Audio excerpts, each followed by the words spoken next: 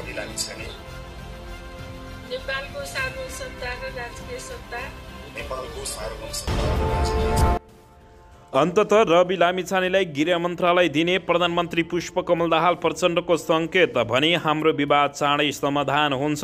राष्ट्रिय स्वतन्त्र पार्टीलाई गृह मन्त्रालय फिर्ता दिने प्रधानमन्त्री पुष्पकमल दाहाल प्रचण्डले सङ्केत गरेपछि जताततै खुसियाले सहमतिमा राष्ट्रपति छान्ने नेकपा माओवादी केन्द्रको निष्कर्ष। गृह मन्त्रालय सहित अरू मन्त्रालय पनि ऋण राष्ट्रिय स्वतन्त्र पार्टीलाई प्रस्ताव निर्णय लिन बैठक आह्वान। राष्ट्रिय स्वतन्त्र पार्टीले प्रचण्डलाई दिएको अल्टिमेटम सकियो, अब के मन्त्री फिर्ता बोलाउँछ या के गर्छ त्यसबारे सम्पूर्ण जानकारी केपी शर्मा ओली र रवि लामिछाने एकै ठाउँ। रवि लामिछानेलाई गृहमन्त्री बनाउन महाअभियान चलाइनु आपत्तिजनक भएको नेकपा एमालेका नेता भीम रावलको अभिव्यक्ति। राष्ट्रिय स्वतन्त्र पार्टीले उठाएको मागबारे सबै पक्षसँग कुराकानी हुने प्रधानमन्त्री पुष्पकमल दाहाल प्रचण्डको भनाई। गृह मन्त्रालयको अध्ययनबाट रवि र राष्ट्रिय स्वतन्त्र पार्टी दुवै ब्याग भएको भनाई। अर्को विकल्पमा सहमत प्रधानमन्त्री पुष्पकमल दाहाल प्रचण्ड पेरिस डाँडाबाट सिधै माधव कुमार नेपालको पार्टी कार्यालयमा आखिर किन गए त यसबारे सम्पूर्ण जानकारी। सांसद अरुण चौधरी विरुद्ध जिल्ला अदालतको फैसला बदरको माग गर्दै पुनरावेदनको तीव्र तयारी र भोलि राष्ट्रिय सभा उपाध्यक्षका लागि मनोनयन दर्ता हुने कसले मार्ला त बाजे यसबारे सम्पूर्ण जानकारी। सन्दीपलाई फसाउन खोजिएपछि मचियो निकै ठुलो हङ्गामा। काठमाडौँमा सन्दीप लामिछाने विरुद्ध भीषण प्रदर्शन।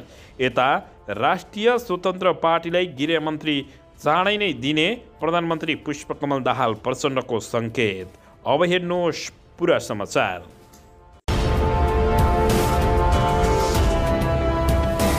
दर्शकबिन नमस्कार, तपाईहरू यति बेला युआर नेपाली युट्युब च्यानल हेर्दै हुनुहुन्छ। दर्शकबिन यदि हाम्रो च्यानल युआर नेपालीसँग अझै पनि सब्सक्राइब गरेर जोडिनु भएको छैन भने सब्सक्राइब गरी जोडिनुहोला, साथै सँगै रहेको बेल आइकनलाई दबाउन पनि नभुल्नुहोला। दर्शकबिन तपाईहरूले हामीलाई कहाँदेखि हेर्दै हुनुहुन्छ, कस्तो अवस्थामा हेर्दै हुनुहुन्छ, देशदेखि हेर्दै हुनुहुन्छ या विदेशदेखि हेर्दै हुनुहुन्छ। दर्शकबिन यदि तपाईँहरूले हामीलाई रेगुलर हेर्नुहुन्छ भने रेगुलर र पहिलोपटक हेर्दै हुनुहुन्छ भने पहिलोपटक भने कमेन्ट बक्समा गई कमेन्ट गरी हाम्रो मेहनतको लागि एउटा सानो लाइक गर्न पनि नभुल्नुहोला। आउनुहोस् दर्शक महानुभावहरू, आजको पहिलो तथा विशेष खबरतर्फ लागौँ। दर्शकबिन अन्ततः प्रधानमन्त्री पुष्पकमल दाहाल प्रचण्डले रवि लामिछानेलाई गृह मन्त्रालय दिने सङ्केत गरेका छन्। प्रधानमन्त्री पुष्पकमल दाहाल प्रचण्डले राष्ट्रिय स्वतन्त्र पार्टीका अध्यक्ष रवि लामिछानेलाई नै गृह मन्त्रालय दिने सङ्केत गरेका हुन्। नेपाली काङ्ग्रेस र आफ्नो पार्टीभित्रका केही नेताहरूको दबावका कारण रवि लामिछानेलाई पुनः गृहमन्त्री बनाउन आनाकानी गर्दै आएका पुष्पकमल दाहाल प्रचण्डले केही लचक देखिएका छन्। शनिबार नेकपा माओवादी केन्द्रको स्थायी समितिको बैठकपछि उनले गृह मन्त्रालयका कारण सत्ता गठबन्धनमा उत्पन्न भएको विवाद चाँडै समाधान हुने बताएका छन्। प्रधानमन्त्री पुष्पकमल दाहाल प्रचण्डले भने अहिले मेरो कुरा हुँदैछ, समस्या चाँडै नै समाधान हुने बताएका छन्।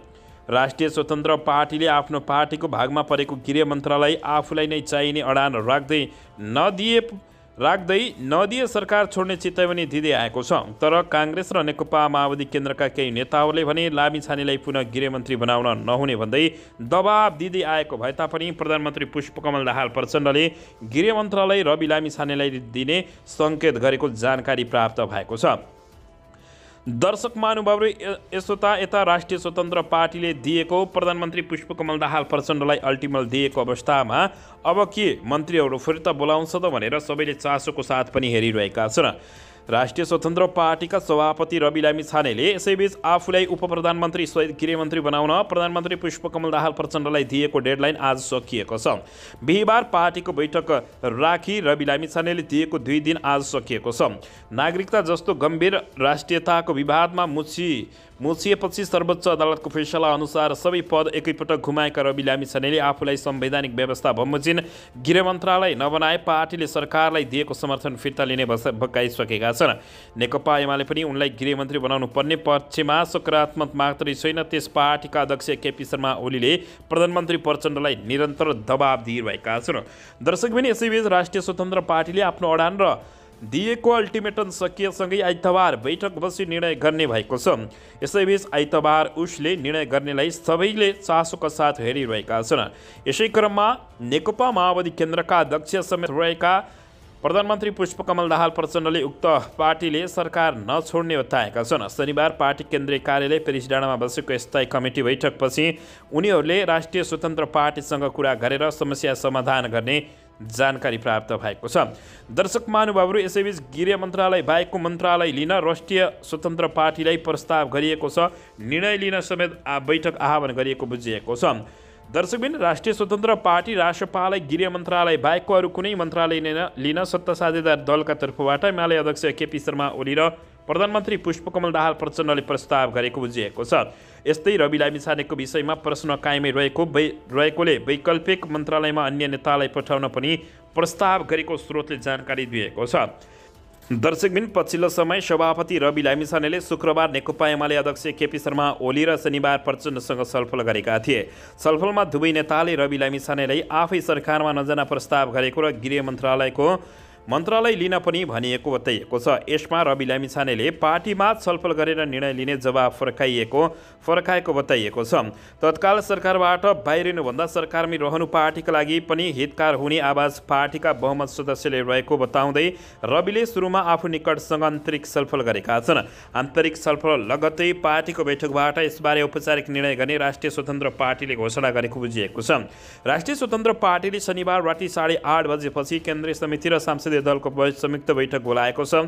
राष्ट्रिय स्वतन्त्र पार्टीले यसअघि गृह मन्त्रालय नै चाहिने भन्दै त्यसका लागि दुई दिनको अल्टिमेटम दिएको थियो, जुन समय आज सकिँदैछ।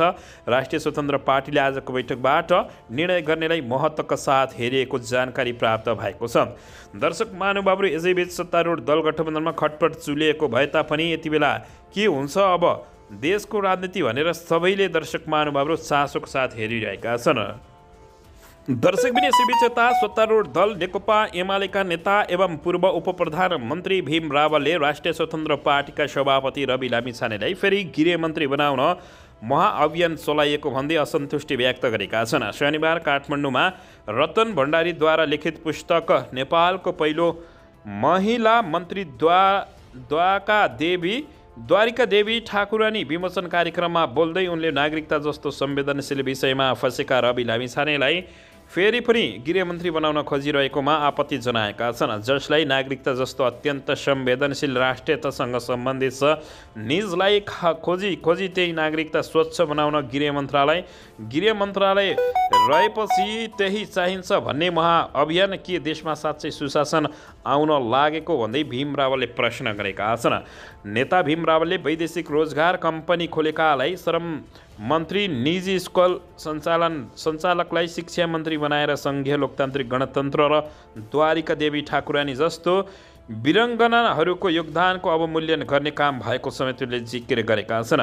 उनले काङ्ग्रेसले स्वतः पाउने प्रमुख प्रतिपक्षी दलको हैसियतका लागि सांसद सचिवालयमा निवेदन दिएको देख्दा आफू छाँगाबाट खसे जस्तै भएको टिप्पणी गरेका छन्।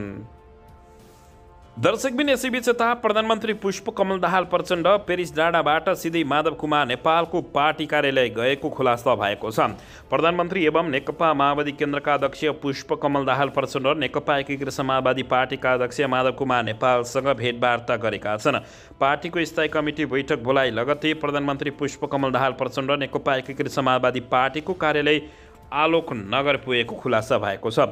शुक्रबारमा उनले सत्तारूढ दल गठबन्धनमा सङ्कट उत्पन्न भएको बारे छलफल भएको बुझिएको छ। प्रधानमन्त्री दाहालले राष्ट्रिय स्वतन्त्र पार्टीले सरकारबाट समर्थन झिकेको अवस्थामा कसरी अगाडि बढ्ने भन्ने बारेमा चर्चा गरेका छन्। यसैबीच माधव कुमार नेपालले प्रधानमन्त्री दाहाललाई विश्वासको मत दिएकाले सरकारमा सहभागी हुनको लागि कुनै आपत्ति नहुने धारणा राखेका थिए। राष्ट्रिय स्वतन्त्र पार्टीका सभापति रवि लामिछानेले आफ्नो माग पूरा गर्नको लागि आजसम्मको अल्टिमेटम दिएका थिए, तर प्रधानमन्त्री पुष्पकमल दाहाल प्रचण्डले कुनै पनि हालतमा गृह मन्त्रालय राष्ट्रिय स्वतन्त्र पार्टीलाई नदिने निर्णयमा पुगेको समेत जानकारी प्राप्त भएको छ। दर्शकबिन यसैबीच यता राष्ट्रिय स्वतन्त्र पार्टीमा यति बेला रवि लामिछानेले निकै होलदङ्गा मच्चाएको भन्दै कतिपयले आलोचना गरेका छन् भने रवि लामिछानेलाई फसाउन खोजेको भन्दै शीर्ष नेताहरूको समेत कतिपयले आलोचना गरेका छन्। दर्शक महानुभावहरू, यसैबीच यता राष्ट्रिय स्वतन्त्र पार्टीबारे प्रधानमन्त्री पुष्पकमल दाहाल प्रचण्डले जवाब दिँदै कुरा हुँदैछ, समस्याको समाधान हुने बताएको छ। राष्ट्रपति चयनका लागि दर्शक महानुभावहरू, सहमतिमा नभई विचार मिल्ने पार्टीहरूसँग सहकार्य गर्ने नेकपा माओवादी केन्द्रले घोषणा गरेको बताइएको छ। दर्शकबिन, नेकपा माओवादी केन्द्रले राष्ट्रपतिका लागि सकेसम्म राष्ट्रिय सहमति खोज्ने र राष्ट्रिय सहमति हुन नसके विचार मिल्नेसँग सहकार्य गर्ने भएपछि नेकपा एमाले झस्किएको छ। शनिबार पार्टी केन्द्रीय कार्यालय पेरिस डाँडामा बसेको पार्टीको स्थायी कमिटी बैठकमा यसबारे चर्चा चलेको छ। बैठकपछि सञ्चारकर्मीहरूसँग कुराकानी गर्दै नेता देवेन्द्र पौडेलले राष्ट्रपतिको लागि सकेसम्म सहमतिको प्रयास गर्ने र सहमति हुन नसक्ने विचार, दृष्टिकोण, उद्देश्य, लक्ष्य मिल्नेसँग मिलेर अगाडि बढ्ने जानकारी प्राप्त भएको छ। उनले प्रधानमन्त्री पुष्पकमल दाहाल प्रचण्डले यस्तो बताएका छन्।